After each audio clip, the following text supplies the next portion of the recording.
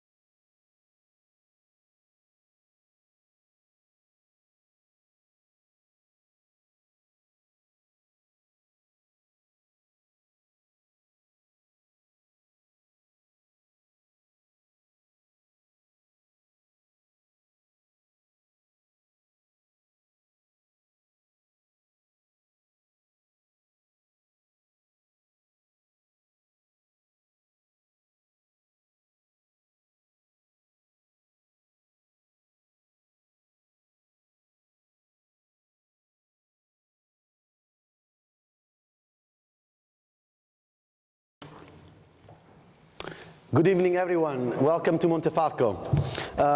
We're happy to host our third, maybe even the fourth evening of tasting Sip Montefalco. So if you want to log online, if you want to have a conversation with us, then is the dash and Sip Montefalco. My name is Filippo Bertolotta. I'm a wine critic, wine taster. I taste a few thousand wines a year. Today we're here in Montefalco. We'll be having a mix and match, a compare and contrast of different style of wines. Not only the mythical and powerful Sagrantino di Montefalco. We'll talk about how the wine is made, grape varieties, aging potential, and all that. But we also have an introduction with the Rosso di Montefalco, a completely different wine, which is more of a, I would say, entry level, but I would have the producers join me on this conversation. Just to very important, so that we all make sure that we read the music from the same wine booklet. Is we're kicking off right now here with Marco Castiglioni. Col Petrone is Rosso number 1. Then we have Giulia, and we have the Rosso di Montefalco number 2. So with that we're going with Terre della Custodia, and Perticaia with Alessandro with the Rosso di Montefalco number 3. This is the lineup. So 1, 2, and 3. Following up, if you want to start getting your Sagrantino ready to go, we'll be going with the Antonelli with Filippo, that is here tonight, with Arnaldo Caprai. Marco Caprai is here with the Sagrantino con le piano. De Lunelli, we have Luca tonight introducing the Sagrantino Carapace, and Liu with the Scacciadiavoli with the Hair Sagrantino. In the Sagrantino planet, tonight we have a couple of 2009 and the last two, which will be 2008. Of course, if you have any questions, I'll be happy to answer you. Just so you know, we have roughly a 20 seconds delay, so if you don't see us answering straight away, just give us those 20 seconds because of the streaming. What can I say? Throughout the next hour or so, we'll talk about Sagrantino. We are roughly, just to bring you from Canada and the United States to take you all the way here to Italy, we are in the middle of Italy. Roughly, it took me, I drove later on this afternoon, drove from Florence. It was like a 2.5 hours drive, a beautiful drive, crossing the Tuscany into Umbria with the beautiful hills with the Assisi. We are in the land where San Francesco d'Assisi was born. And from Rome is a little less, is roughly a couple of hours. So 2.5 hours from Florence, 2 hours from Rome. These beautiful gentle hills that you must have seen with the Benozzo Gozzoli frescoes portraying San Francesco and the life of the Renaissance here in Montefalco. So they've been making wine here forever. The history of Montefalco is a bit of a contrasted one, because when the origins go back so old, there is different ideas of where the actual grape variety Sagrantino comes from. Somebody says that maybe are the preachers coming back from their preaching trips in the Middle East, that they brought back this grape variety. Somebody else says that instead is Itriola grape. So different ideas. Of course, please feel free to ask also the winemakers about that, if that's something that interests you. About the wines, let's kick off. Now that I brought you into this beautiful countryside, today we're going out with our t-shirts, so it's kind of like summer, is autumn is setting in. Tonight it was starting to rain, but it's still an awesome, a really beautiful fall, which sounded like a perfect momentum for the harvest. How are you seeing these? I'm sure these first questions, people like to know what's going on right here in Montefalco. Marco. Good evening. First, right here in Montefalco is Good evening. First, at the moment in Montefalco is some mess because we are in full of harvest. We just start harvesting the first grapes, so Sangiovese and Merlot.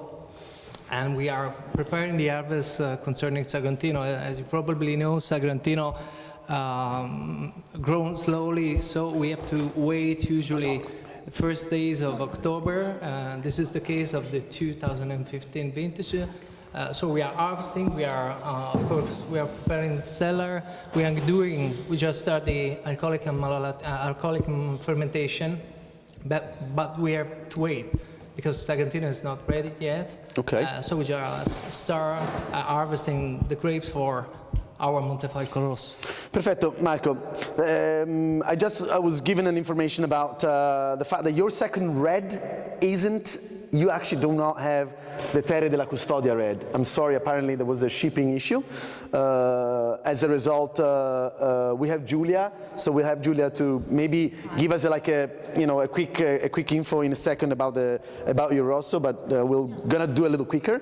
But I want to keep your attention right now with Marco just for another few minutes on the actual wine. So we're drinking 2012. Rosso di Montefalco, unlike Sagrantino, the Sagrantino can be there, right? But the presence here, the main actor will be Sangiovese. So what is your take on the Rosso? How do you like to produce your Rosso? First of all, we have to say that, of course, Sagrantino is, we are in the land of Sagrantino. Sagrantino is our flagship wine, but a very important part of our business is led by also Montefalco Rosso. So Montefalco Rosso, in the case of Colpetrone, is a very important wine. First of all, because we produce more than 200,000 bottles, but which the half production is Montefalco Rosso. So we have to keep very focused in the production of this wine. And in my opinion, this is a very interesting wine because it's the only, in the regulation of DOC and DOCG wine, is the only wine made by blended grapes. Yeah. So what is in your case? Your what? Sangiovese 70%? In our case, since our foundation, the Montefalco Rosso is the result of a blend of Sangiovese 70%, Merlot 15%, and the rest 15% is Sagrantino. So 60 to 70% is the percentage of Sangiovese that you will find in the Rosso. You'll be going in towards a 10-50% of Sagrantino and other different varieties. Talking about varieties, actually, brief. I know without the wine in front of you, we're not going to spend too much time, but now that we have here Giulia, the wine moving from Colpetrone with this 2012, really hot vintage, so quite alcoholic, but the wine in this case has been balanced quite well. These tannic elements presence, and I'm sure you're perceiving on your gums and on your mouth. We had a conversation earlier on with Marco, is related to the Sagrantino. Is their choice to give a little bit of a signature for this wine with the Sagrantino. And with the Terre della Custodia instead, there is a little bit of a more earthiness coming here in the wine. Same vintage. Tell us a few things about your wine.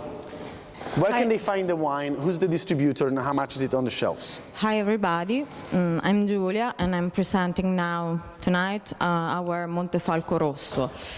So we are present in the United States mostly with our oil because Terre della Custodia is a property of Farchioni Farm that is a great oil producer here in Umbria. We are the fourth bottlers in Italy, so we are a big farm. It's a family farm, and we started a family wine production in 1961 with the La Palombara. With the La Palombara, and then we started to produce wine in the year 2000 under the name Terre della Custodia. Our red, it's a full-bodied wine. It's smartest than our Sagrantino, and it's made with Sangiovese, Montepulciano, and Sagrantino. Which is what, when we're talking about varieties, as you can see, the remaining 10% can be other varieties varieties. In this case, they've chosen to go with the Montepulciano, giving a little bit of a riper twist to your wine. Yeah. So your winery has been founded in 1780, right? So it's quite ancient. 1780, and we started with our new winery in 2004. Okay. In which it's born. Okay, I'm sorry guys you don't have this wine, which had a little bit of an earthier and element contrasted by sweeter fruit given by the Montepulciano. Thank you, Giulia, very much for your presentation. And moving on, and still keeping in the Montefalco Rosso, the third, or your second Montefalco Rosso is Perticaia. So we're starting, if you look at the map, going from Rome towards Florence, the first winery would have been right here, so on the south of Montefalco, one of the beginning wineries. We moved up with Terre della Custodia a little bit up, and now with Perticaia we're not too far away from Montefalco. And I was tasting the wines earlier on in the lineup, and I chose to give Perticaia the position that it has, the third position in the Rosso lineup, because I found it being the sweetest of them all. 012 has been a really hot vintage, so as a result, sometimes when it's too hot, tannins, like as a paradox, are more difficult for the peeps to ripe. With this 11, where is this sweetness coming from, Alessandro? Well, hello everybody. Of course, the maturation of the grapes in the 11 arrives very well. The grapes has no stress during the harvest, so the maturation of the tannins was very nice, especially in this kind of wine that for us represent the wine to drink very young. So first of all, the decision of the blend is in direction of a wine more easy to drink, and we want really to save the personality of the Sagrantino and of the Sangiovese that represent the main part of the wine. So the rest of the wine is Colorino grape. So in our blend, together with the Sangiovese and the Colorino, we decided to use the Colorino that always was used, especially in the Chianti area in Tuscany, together with the Sangiovese. First of all, to help the color of the Sangiovese, because it's always very light. Yeah. And second, to smooth the acidity of the Sangiovese, and so this is also a result of this sweet finish of the wine. Of course, the vintage was very nice for us, and second, what is very important, we don't like to use wood in the Montefalco Rosso, so this is a wine that touch just stainless steel. And so you go with the no-walk t-shirts. Exactly. For your Rosso. But this is, it's quite interesting now that we got to Alessandro, and thank you for your comments, because I'll be replying to a few of you guys. I can see here feeling ducky about the Merlot. Is it typical in the Montefalco Rosso? Other people are saying, how much is the percentage? But I realized that later on I gave you the answer. 60 to 70% of Sangiovese is the minimum that has to be in there. Somebody's asking how much Sangiovese is cultivated in the whole area. Does anyone, Filippo? What? 600 hectares. 600 hectares of Sangiovese in the area. In this case, it was interesting to taste the Perticaia, because there was a choice with some of your questions, the choice of not using the Merlot. Mm-hmm. The idea, I mean, the percentage of Merlot, even in the first one, was only 15%. In this case, you guys went for Colorino. 15%. Have you always had Colorino in your vineyards? Yes, we had always this, because the owner, Guido, when he opened the winery, he comes from other experience in the wine business, where he found the Colorino. So when he came in Umbria, he decided to bring a selection of the Colorino. I have to say, it's working really well. Whether I have an opposite question for you, Marco, is related. Why using a Merlot, a non-native grape variety, in your Rosso? Richard is asking the question. Thank you, Richard. Thank you guys for all these questions. Thank you for the question. What is important, in my opinion, is to have an idea in general of the Montefalco Rosso. As you can see, every winery select a specific blend. And in my opinion, it's interesting to see, especially with the Montefalco Rosso, how every winery can show is style. Okay. Because when we talk about Sagrantino, we cannot change. The beauty of Sagrantino is that the Montefalco Sagrantino is made with 100% Sagrantino grape.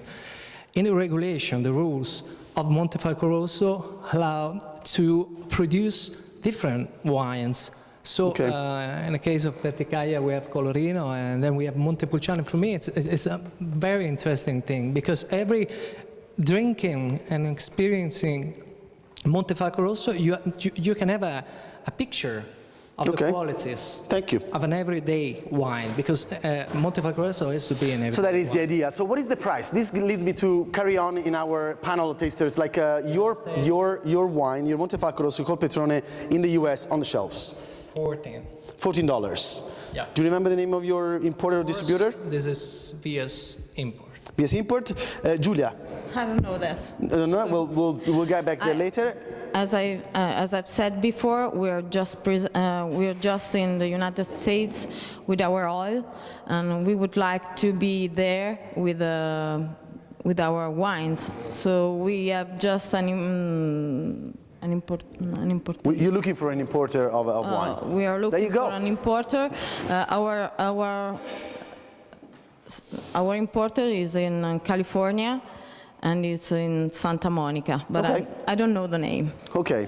Alessandro, your retail price? For us, the price point is close to $25. $25? And the importer is different for each state. Just to say someone, in New York and New Jersey, we are imported by Artisan Wine. Yeah. In California by Zigzagando, and another main market is in Massachusetts with Ideal Wine. Perfect. There's saluti da a lot of people here. The grape guy is saying nothing makes me miss Sagrantino more than seeing these wonderful people whom I met in Sip Montefalco. Terry Sue is asking, do some wine tourists think Montefalco is in Tuscany rather than Umbria? Does anyone want to answer this? No, it happens a lot of time that ask me in which part of Tuscany it's Umbria. I would love to kill them, but I understand maybe I can say it. So Terry is actually spot on that helped question. me. In which part of Tuscany it's Umbria? No, I don't think so. They make confusion with the Tuscany for Montefalco. Okay. They don't know Montefalco. Nobody knows Umbria. So I'm joking, but more and more people are discovering Umbria. And we're now going to Filippo, but before we moving on to Filippo, a few comments for Perticaia and Col Petrone as well, Sangiovese Merlot. We know licorice, tar herbs and wet earth in the Perticaia for M. Hastings. Perticaia Winery, what does the Colorino bring to the Perticaia? We touch on that one, so let's go to Filippo. Filippo, we're moving on. We're leaving for the moment, but we're always happy to go back, and even the winemakers can always join in. We're moving to the Sagrantino di Montefalco planet. Why do I say Montefalco planet? Because Sagrantino is a planet of its own. It's an indigenous grape variety that is grown in Montefalco, and Montefalco only, as far as I know. Maybe our winemakers have done some experiments with somebody else abroad. I'd be curious to know myself, actually. Filippo, what is Sagrantino? If you had to explain in a few words the major factors that give Sagrantino its character.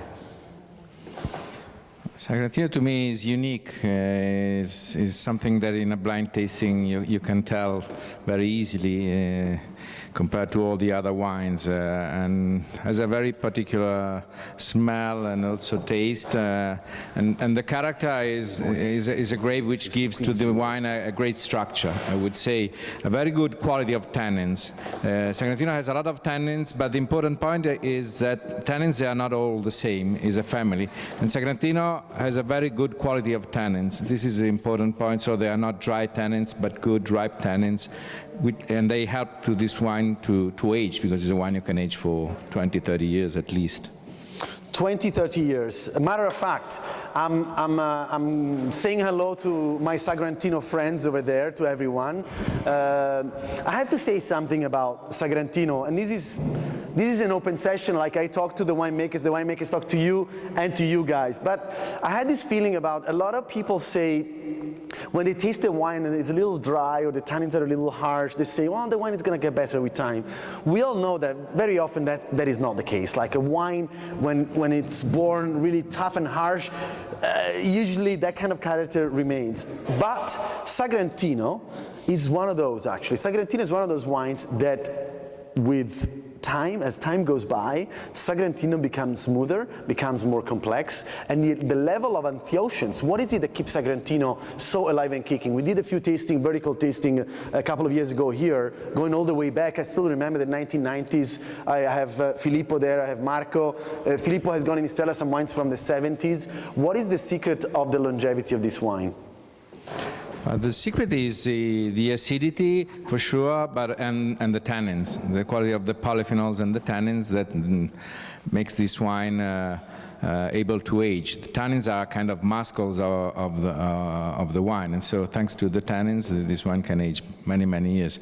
I believe that it's true that it's a kind of wine which is maybe can be a little bit dry, especially if you drink it by yourself. But I think that things are changing. In these last years, all the producers are changing a little bit. The vines are more old. We understand better how to make this wine. So compare the Sagrantino that we produce now compared to the Sagrantino we were producing 10 or 20 years ago is pretty much different. Now, Filippo, I'm going to get back to you.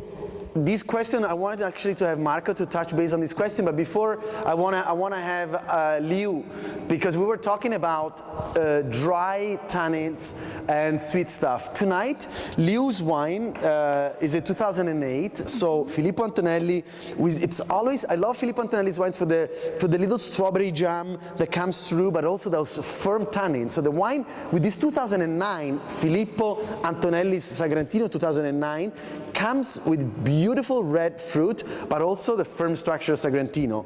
Whether with the Scacciadiavoli, Liu Buffetti wine with the 2008, there is a way more extractive nose, much more prunes, almost a little passito or macerated skin, but like in a nice way, like almost like dry petals. And on the mouth, the wine is the sweetest of the lot. That's why I put it down on the back. Liu, how do you reach this level of sweetness and ripeness on the nose, keeping the balance with the alcohol? Hello everybody. In 2008 we first ferment in a big oak tank. Yep. We did a long maceration.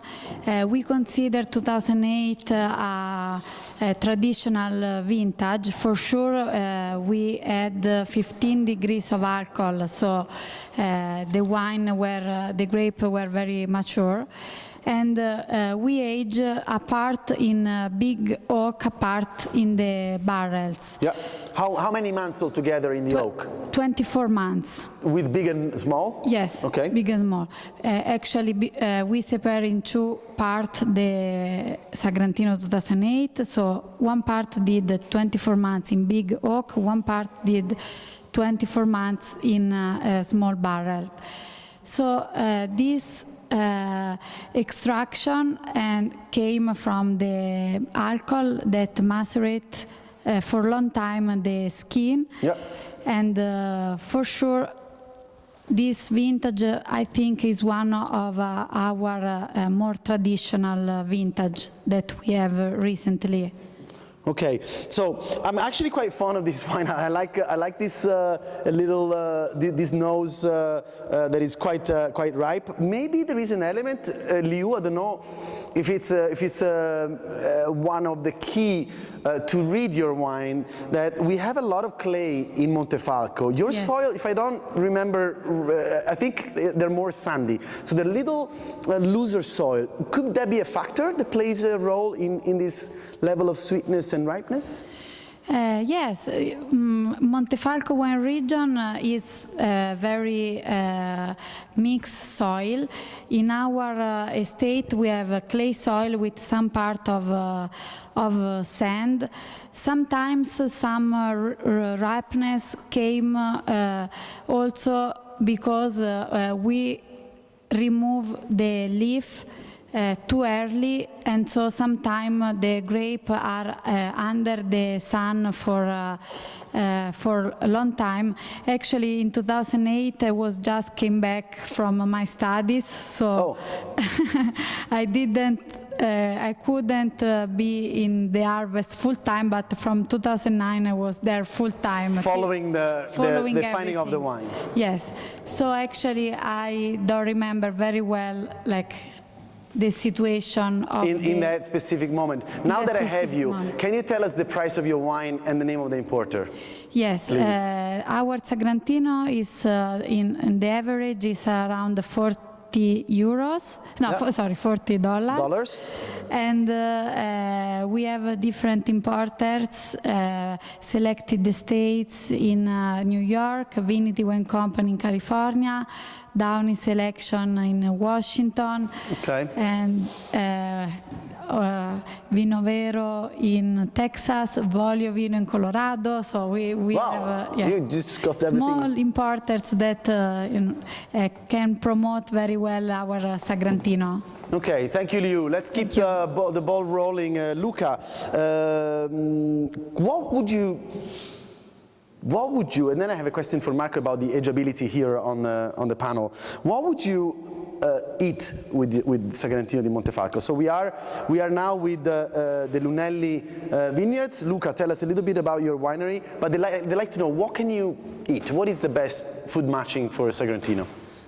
We used to taste Sagrantino with the meat usually, but we like to say that Sagrantino is a very nice wine because if you open the bottle during dinner, Sagrantino can show you every time very different smell. So when you open the bottle, sometimes you can taste some fresh fruit, and after start to come out plums and other type of fruit of the smell. Because usually Sagrantino is a very deep wine, and you can when you taste this type of wine, it's like a trip. So you can match. The best match for Sagrantino is meat, but you can taste in all your dinner because you can try every time some different. Okay, Tenuta di Castelbuono, Carapace, what is the price of your wine on the shelves and who's your importer? The price of our wine is between 35 to 40 euros, and so euros or dollars? Dollars, US dollars. Okay, US dollars, okay. Yes. And our wine importer in US is Palm Bay. Perfetto. Marco, we'll get back, Luca, of course. Marco, buonasera.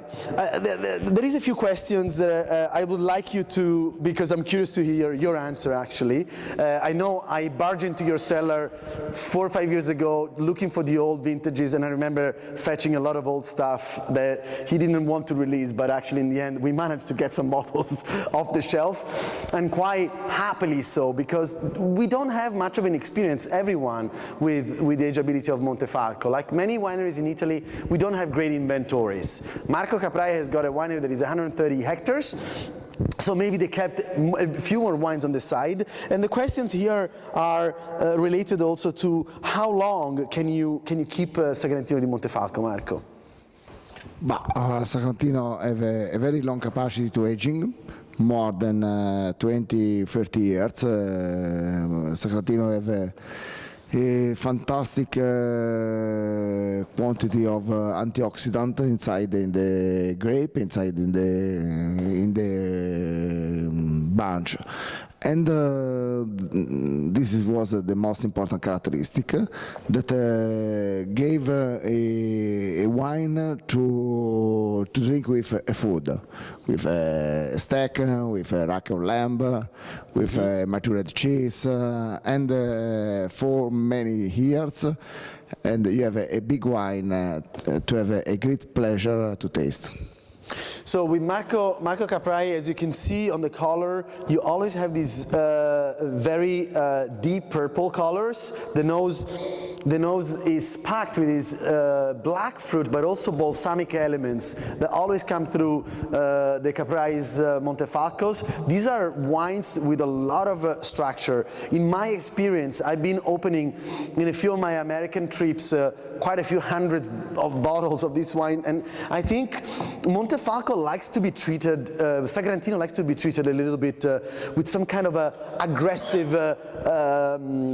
handling with the younger vintages. In other words, I'm saying don't be shy with the double decanting with these wines when they're young, because really there is a lot of antioxidant, there is a lot of structure, and the wines like to get a little bit of oxygen. Matter of fact, as we open the wines right now, as I'm moving on with the nose, the wines are talking much more than the beginning.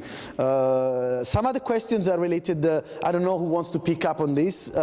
What are the percentage of producers choosing to produce the Montefalco Rosso over the Sagrantino? Chi vuole rispondere a questa domanda? Che vuol dire over? La percentuale di produttori, cioè come è divisa, diciamo, la produzione tra il rosso e the production. So I think that the production of Sagrantino at the moment is 1.3 million bottles in the area. We are bottling each year 1.3 millions, and Montefalco is about 1.8 million bottles. So there you have your answer. And a question for you, Filippo, now you have the microphone. How is Richard asking, how will the new Rosso blend law, and can you touch base on this, change, will affect the wine? Can you tell people a little bit about this? You mean the new appellation, what we changed? But we asked to change the appellation so to be able to arrive to 80% of Sangiovese and to arrive to maximum 25% to Sagrantino. This way, if we want, we can do a wine just from Sangiovese and Sagrantino. We don't need to put anything else. So the idea seems we can keep adding some Merlot and is more free, but we can also have a higher level of Sangiovese and Sagrantino. So the idea goes towards the native, allowing people that want to use the native varieties to do so, right? Okay, so that is the answer for Richard. These Sagrantinos, Terry is saying, have kissing tannins. Pucker your lips. Quindi si hanno questi tannini che baciano e che si allappano sopra le labbra. È un vino per tutte le categorie. Complex nose, black fruit, mint, smooth body, heavy tannins. Thank you for Wine Compass with Tenute Lunelli. Luca, when did you open the winery? When did Lunelli family come to Montefalco? In what year did you start producing Sagrantino? The Lunelli family, they decided to come in Montefalco because Montefalco is, for first reason, is we say that Umbria is the green earth of Italy because it's perfectly in the center and also very green. And also because they are in love about Sagrantino grapes and the Sagrantino wines, so they decided to buy a land and building a really important winery like Carapace. Yep. And after they start to make wine with organic type of production. So it is a very nice experience for the Lunelli family because we are one of the 3 wineries of the Lunelli, Tenute Lunelli. Yeah. So roughly we have 30 hectares of vineyards at the Lunelli. Marco, quanto costa? How much is your wine in an American in an American shop, and who is your importer? Montefalco Sagrantino Collepiano 2009, it's $60 on the shelf, and the importer is Folio Wines in Napa, Michael Mondavi family. Perfetto. I have a few different questions here, so I'm trying to get to you guys and to get the winemakers to give you an answer back. what is the ideal amount of time to hold a bottle of Sagrantino? Well, we talked about this, Tracy. The idea is that there isn't an idea like always with wine, but we're drinking right now the 09 and the 08, and honestly I think these wines are both showing how the stereotype idea of Sagrantino being like really tough and impossible to drink when young is actually going away. There's a lot been done here in the past few years to understand Sagrantino a little better. You know, new generations of winemakers are talking to the old generations, and the wines are showing clearly a much riper, smoother, readier to drink fruit character, but of course I personally think that these wines can enjoy those 5 to 8 years shelf life or cellar life if you have a good cellar, to start seeing more complexity. These wines would develop that little touch of balsamic that you started to see in some of the wines. Actually, is going to keep staying there. The minty element is going to remain, but the beauty of it that Sagrantino never loses the structure, the backbone, and the fruit.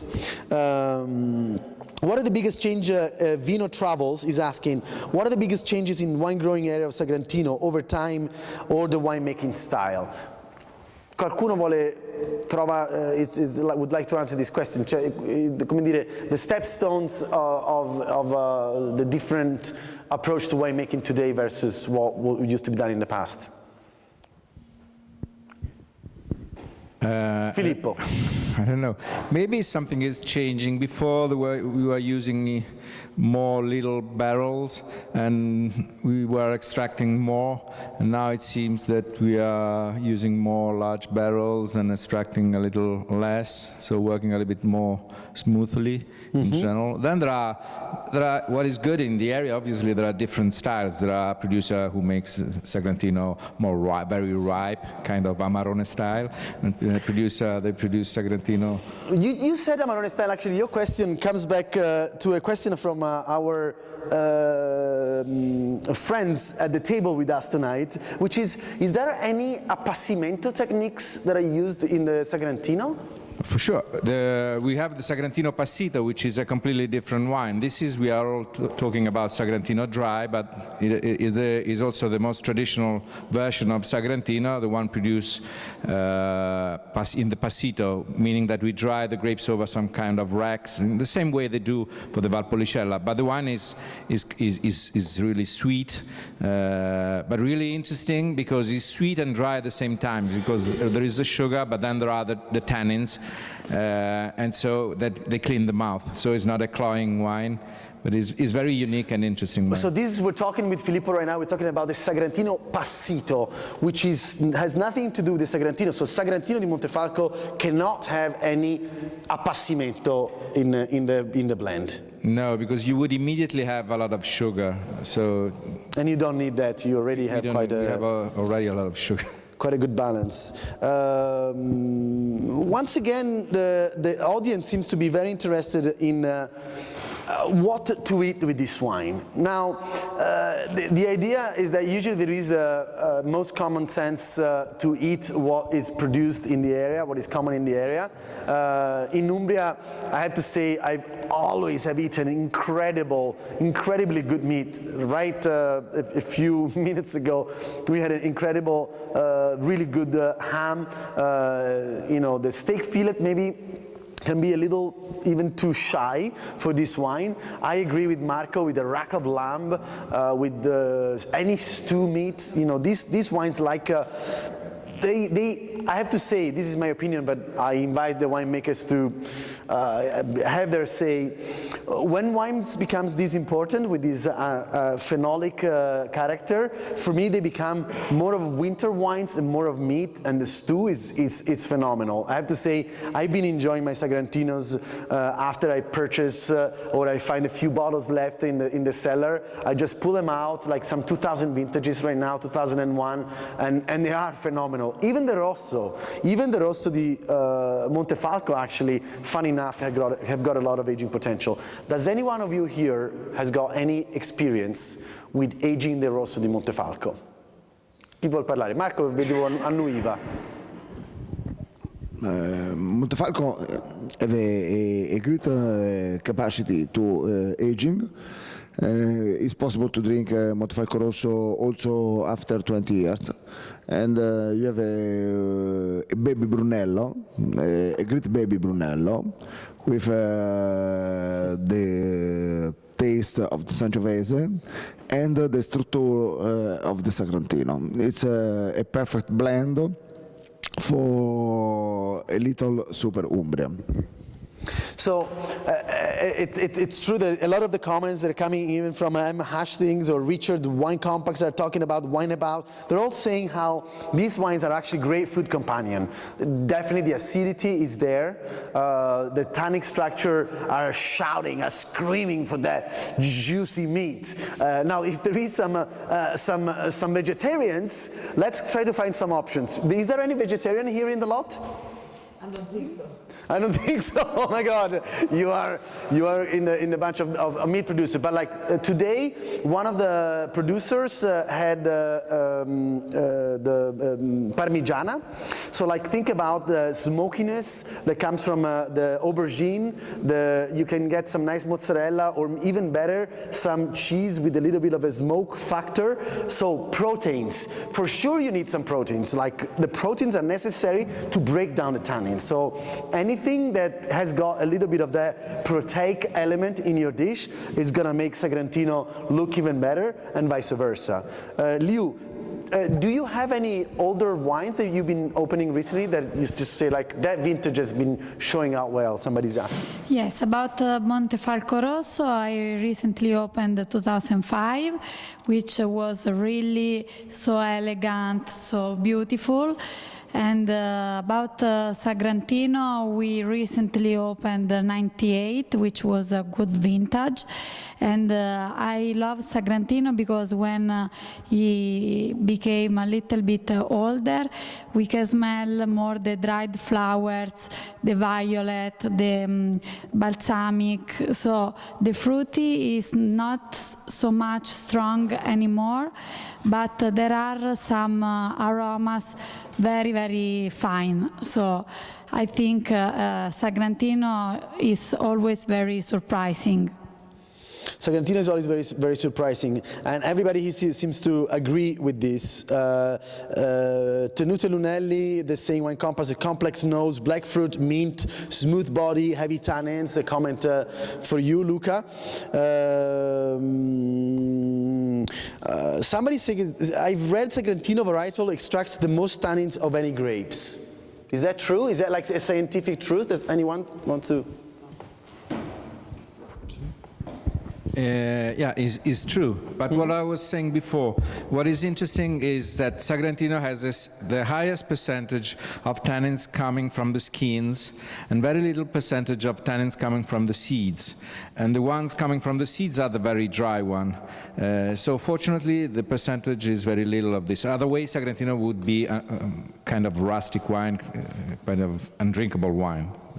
The rustic factor for some of the viewers actually is not considered such a bad note. People are enjoying and they're using the rustic element with some of these wines to describe them as earthy and rustic style.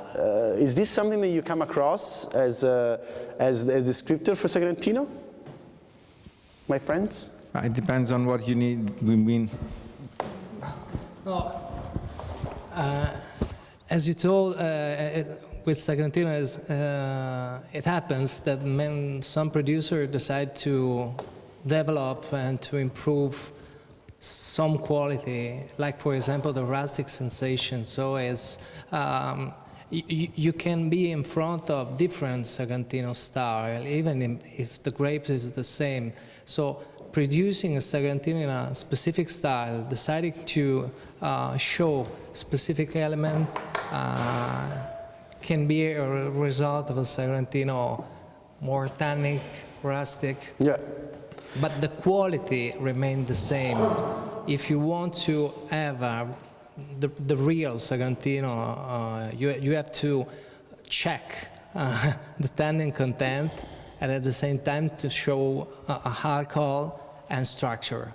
So it's interesting, as you told, because when you are in front of Sagrantino, you have to choose necessarily food. Sagrantino can be with aging and a real meditation wine, but if you are in front of 2008, 2009, you have to choose specific food. And to be honest with you, I mean, the point of going, this is the character of this land. This is the character of Sagrantino. Somebody's asking, is Sagrantino like an everyday wine? To be honest with you, it depends what is your pocket, you know, like I think I do not quite agree with people that say that, you know, Rosso is for every day, Sagrantino is for special occasions, and that of course the money factor makes that so.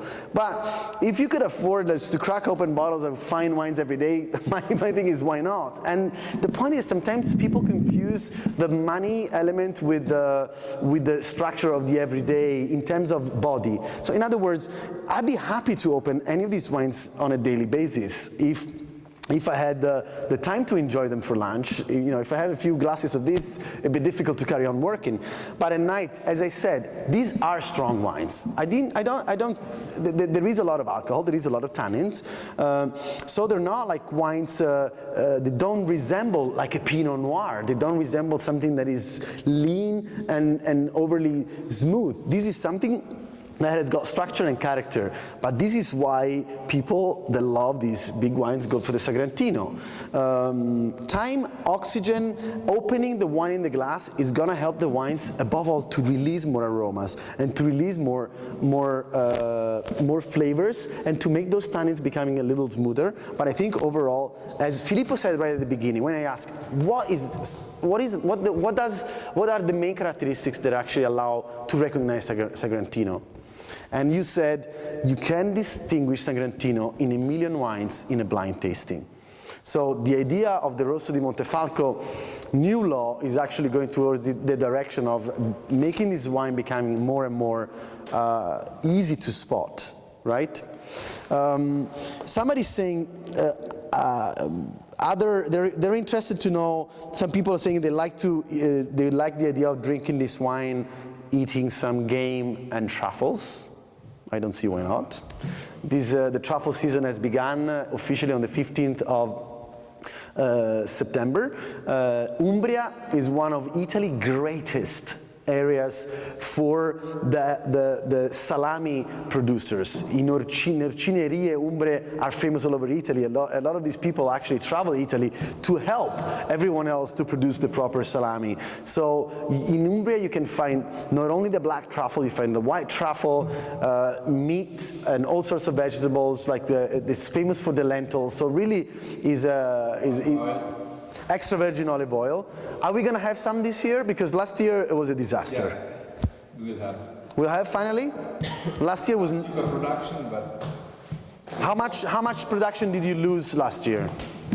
The whole production. 90% almost was gone. Yes, I think in Umbria close to the 80%. 80% of extra virgin olive oil was gone. But this year, hold your horses, because in a month or so, even less. A little bit less than a month, we're going to start having the new extra virgin olive oil. I was giving a new, if you guys want to chip in with some comments, I was seeing Alessandro, maybe, in the meanwhile, I would like to know, I'm all in on the rustic nature, so a WC wine guy loves the idea of this being rustic wines. I would like this to try the same vintages in 3 to 5 years. Somebody's saying, Hastings would like to understand how these wines would develop in 3 to 4 years. In my experience, the wines would actually open up. They will become a little more accessible with more complexity, keeping that backbone always firm.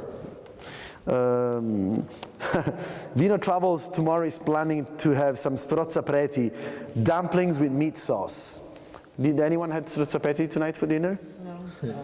No, but we had a nice dish of strangozzi. Alessandro, what are strangozzi? Strangozzi is similar to strozzapreti, together with black celery from Trevi, that is a town close to us, and pieces of sausages together, and with the Montefalco Rosso pair very, very well. Perfect. What else do we have? Scaccia Diavoli saying it's is an amazing food wine with deep cherry, acid and tannic combo. So somebody is enjoying your wine right now. Actually, is anyone having any food at the moment with these wines? Question for you guys. And as a matter of fact, do winemakers have got any questions for our audience? Anyone at all? What kind of food, for example, they will love to pair with this kind of wine? Maybe we speak about this kind of food because in our tradition we can imagine this kind of food, but maybe they have different traditions or different kind of food. Last year, remember, somebody was eating bear with the Segrantino di Montefalco. So maybe this year we have some other different stuff. Question, guys, for the winemakers. Anyone who wants to answer on this one? What are the best vintages? Is there such a thing? Is there like a vintage chart? Is there a bunch, like, say, the 10 best vintages of Sagrantino? I would say in the last decade, I was enjoying the pair vintages, so 4, 6, 8, 10. Okay. That's Filippo. Anyone else? Marco, come sei messo? I think it's 2009, 10, 11. 3 different authentic great vintages. Somebody's actually agreeing with the decanting the wine. Somebody here has decanted the wine for a couple of hours. This is always a topic when I'm traveling that I see people like. What do you do? How do you handle your bottle of wine? I gave my opinion with my experience with the young Sagrantinos opening them in America, and I like always to be quite aggressive with them. Does anyone else play any different rules? Like, how do you guys see your wines? Liu, dici una cosa un po' Liu, because Liu is too far away from us. Tell us something, Liu, and then we come back here to Marco. Personally, I like to open the bottle and drink right now the first glass because I like to feel a Sagrantino closer, and I would like always to have a lot of time to spend with a bottle of Sagrantino to really enjoy every hour, and probably sometime also 2-3 days later. Actually, I like a lot 3 days opened bottle Sagrantino. This thing about keeping the wines open and everything is another great topic. As far as my experience is concerned, the wines like these with these antioxidants, with these antioxidants, don't fear oxygen. Matter of fact, very often you open the wines in the morning to do the tasting, then you hang out here in the area, you feel your tasting notes before going for dinner, you just go back and see what they're like, and the wines change a lot. The morning after, actually, the wines are even better. I have a few questions that are coming from, can you get back on this one, please? A few questions related to vintage 8, 9, and 10. Can you guys give us a little feedback? Maybe each one of you can give us a little bit of an idea of what you think. Marco, partiamo da qua. 2008 vintage, what you think? We had a very, very good vintage in 2008. Okay. If I have to choose, probably concerning Sagrantino, 2010 would be better. Okay. If we are going to compare with 2008 and 2009, I agree with Filippo. Probably of the 3, 2008 and 10. If we talk about Sagrantino, we're very, very okay. interested. Thank you, Marco.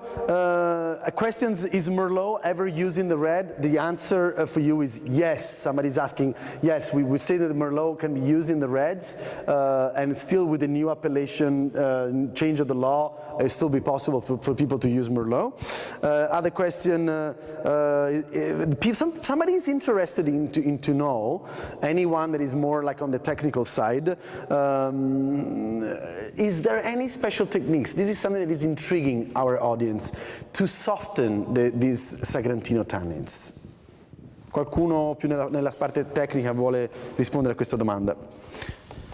So of course, working in the Sagrantino and working in the tannins is very, very difficult. So first of all, we have to work very well in the quality of the grape. Yes, it's true what Filippo is saying, that the producers are changing maybe the style, but what is also very important is that we are producing wine with vineyards that sometimes are very young, because if we consider that 15 years ago we had a little bit more than 100 hectares and now we are close to 700 hectares, we can imagine that mostly of the vines are younger than 15 years. So this is the first secret. And then second, we have to work very well in the maceration of the skin, so trying to extract only the sweet part of the tannins, so working very well in the number of pen power in the maceration, maybe doing some cryomaceration in the beginning. Yeah, I see you guys are very fond of that idea. Yeah, exactly. So reducing the extraction of the tannins, but continues with the extraction of the flavor and the color. But not necessary doing a short maceration means reduce the extraction of the tannins, because, for example, we do a maceration for the Sagrantino that goes over 60 days.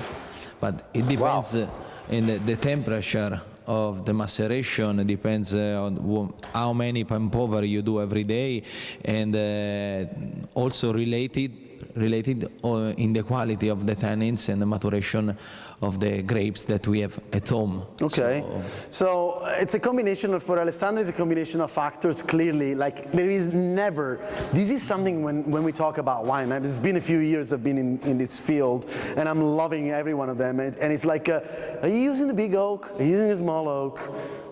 Okay, that could be a change. But in a winemaker's life, you know, I always ask questions to people. Why do we make wine with grapes? Do you have an answer? I'm talking to you people. A lot of people don't know why. They don't have an answer. Sometimes even the winemakers don't answer to this question. We make wine with grapes because there is yeast. Wine makes itself. We don't have to do anything, okay? And yet, the avenue to find wine is a very long avenue. And the variables that come into place into making this stuff are thousands. So it's not just the small barrel, the big barrel, the 1.5 kilos in the plant, or maybe the only 700 grams, or are you using the cryomaceration, or you're not using the cryomaceration. Every step that you take in where you plant your vine, how you prune, how you train your vineyards, how you prune your vines, you chopping the heads off or not, are you keeping the leaves? I don't want to keep you there forever, but like from there all the way up to here, there is 1,000 variables. So we just touched some of them. If any one of the winemakers want to chip in a different philosophy, because this was Alessandro for Perticaia, cryomaceration, better grapes, younger vines, he said. Anyone else that maybe doesn't agree with Alessandro? No, to me, I agree. The other important point for Sagrantino is the oxygen. So having so many tannins, we need some oxygen, because oxygen helps to make the tannins a little bit smoother. So you say micro-oxygenation or just oxygen? But micro-oxygenation is not just that. Also in the wood is a kind of micro-oxygenation, or in other kind of tanks where the air can get in. So we are using a little bit more and more oxygen because we see it helps. Ok. Qualcun altro, ragazzi? Se avete Marco, Liu, Luca? On this topic, otherwise if you have different points of view, it would be interesting to see. One thing that we don't have say that Sagrantino grape is a late, something like a late harvest variety. What I mean is we usually pick the grape of Sagrantino between the 2nd to the 3rd weeks of October, and it is very important for this period to arrive with a very good maturation of the grape. Because when Sagrantino arrive with a very good maturation, the skin don't have lots of tannins, but is very sweet tannins.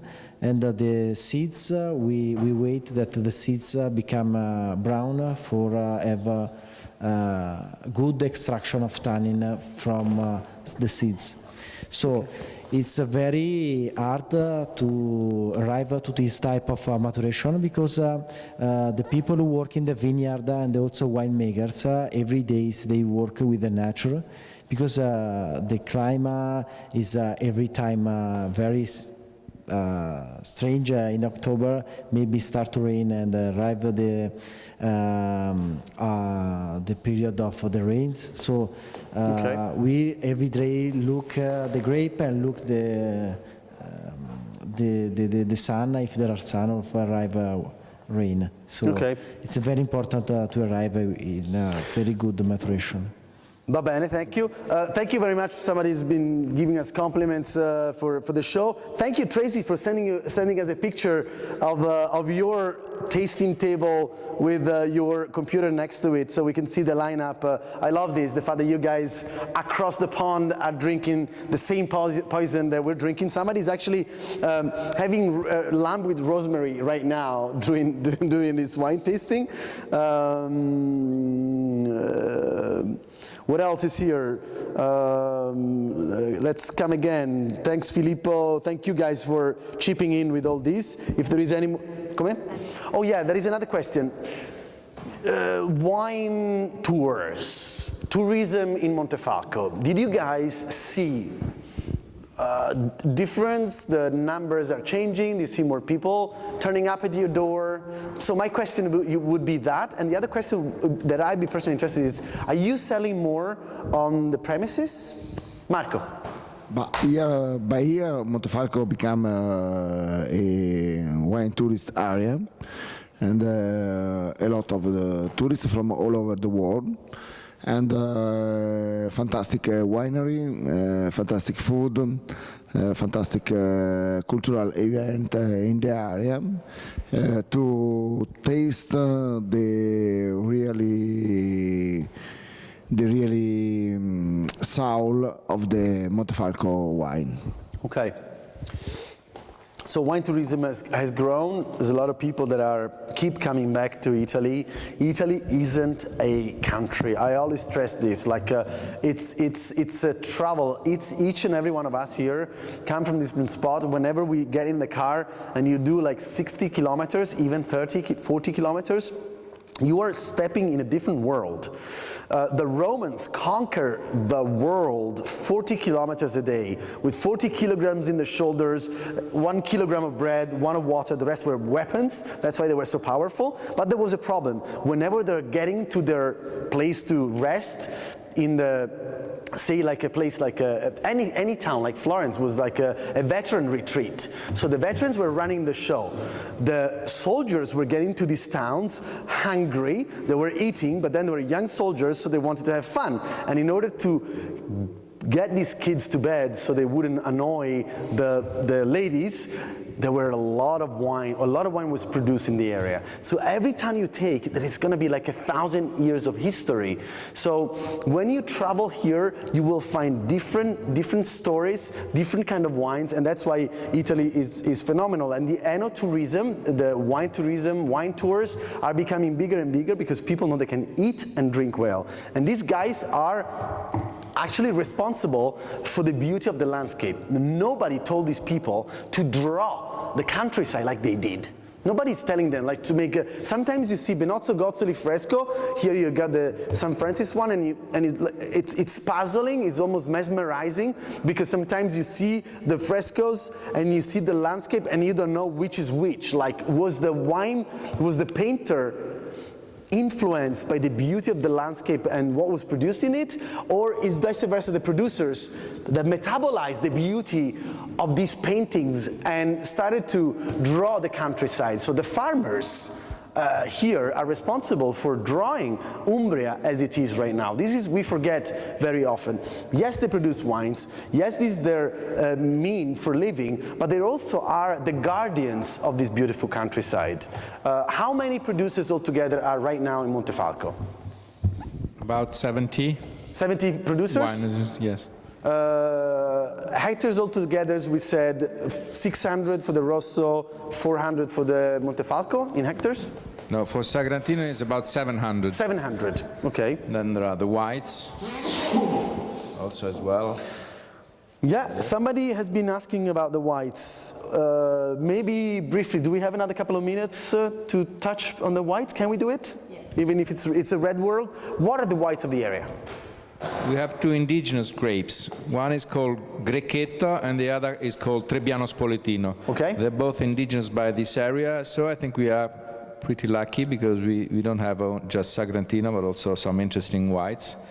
They are showing very well, and so they help us very much. So maybe next year we can try to do a streaming on the whites as well. Maybe we can begin with the whites. I suggest some oysters to carry on. If I haven't forgotten any of the prices and distributors, did I ask everyone about this? Filippo, excuse me. Okay, so how much is the bottle of Sagrantino Antonelli I would say 2009? between 40 and 45 on the shelf, and we have several local importers and distributors such as Omni Wines in New York, Cream Wine in Chicago, Grappoli in DC, and Tosco Wines in California and others. Perfect. I've been asked to wrap this up. Thank you very much for joining us. I'm sure you have a few of that Sagrantino left in your bottles. Make the most out of it, and do keep us in touch.